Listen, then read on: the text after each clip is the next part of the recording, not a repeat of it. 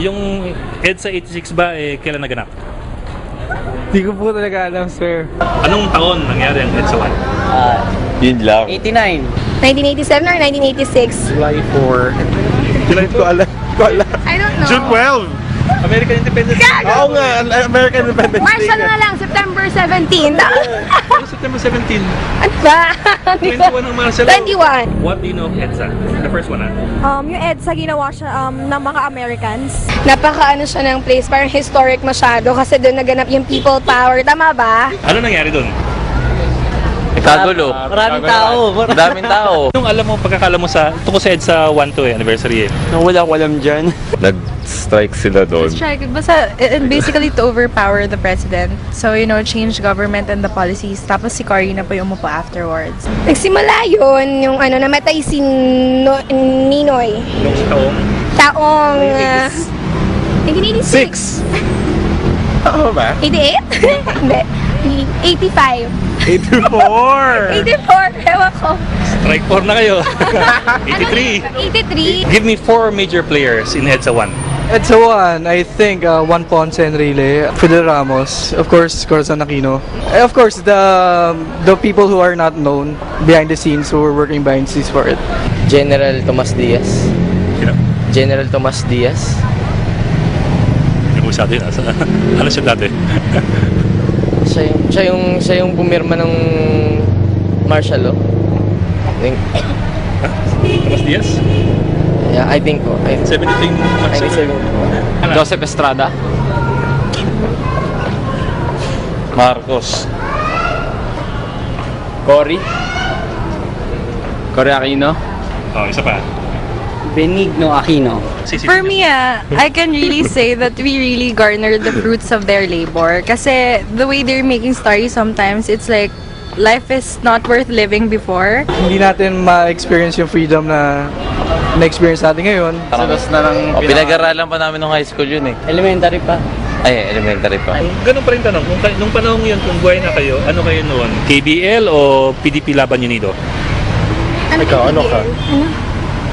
KBL? Oo, KBL. Ganon? KBL ako eh.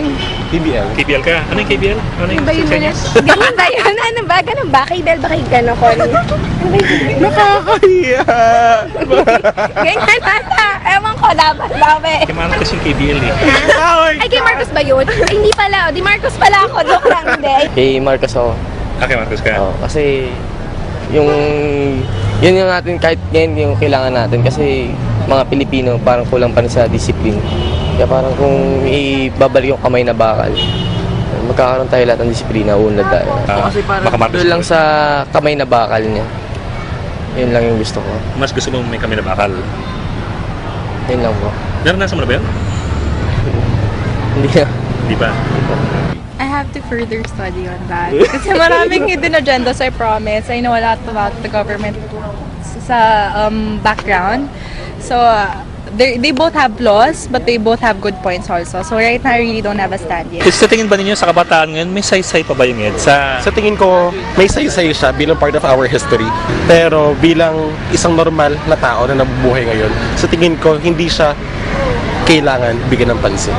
Oh, you're very bad. Hindi, I mean, for compliance nga, kailangan. Pero bilang, hindi naman siya kailangan bigyan ng pansin. Kasi, we're living sa present eh. It's not something that we need. Most people don't know really what happened during that time, and a lot of people died. Then for EDSA to be, para mangyari siya, to lead to EDSA. So it's sad. Iba na po kasi yung ang mga priorities nila or outlook nila sa buhay. So medyo yung nangyari po in the past is Stays in the past. Oo. May pakialam naman in a sense because tinuturo naman siya sa school and it depends na rin po sa tao kung interested sila sa history. I have studied to reputable schools, pero hindi ito yung araw-araw na pinag-uusapan namin eh.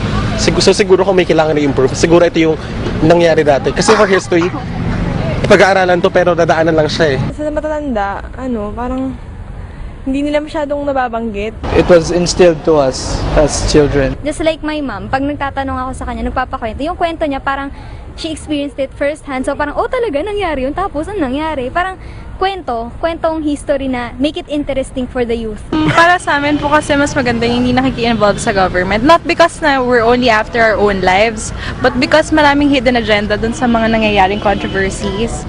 So, it's better not to, yung ikaw mismo in person, you could like bigay yung opinion mo through another thing instead of, risking your life kasi ikaw magiging future. Like we all know, mga bata nagiging future, diba? It's too much, pero we have to experience something that's really hard on us, so we could understand what it really means. Kulang din ng push kasi si Ninoy talaga yung yung talaga naging president eh. So, yeah, so both have Ninoy? flaws and both have di ba Ninoy first before Noynoy? Yeah. So, yun. Sino yung naging... Yung ex-president, diba? President mo na siya bago si Marcos and then, diba? Parang ganun, diba? Ano Alam ba? ko, Ninoy? si Ninoy ba? Naging Di ba president? Ninoy Aquino, asawa ni Cory Aquino? Oo. Yun. Hindi ba mali ba yung sasabi ko? Sa tingin ba ninyo yung kabataan ngayon, alam nilang EDSA? Oo, syempre. Eh, ba't hindi mo alam? Yun nga mali dun eh. Hindi, nalimutan lang yung mga nangyari. Kasi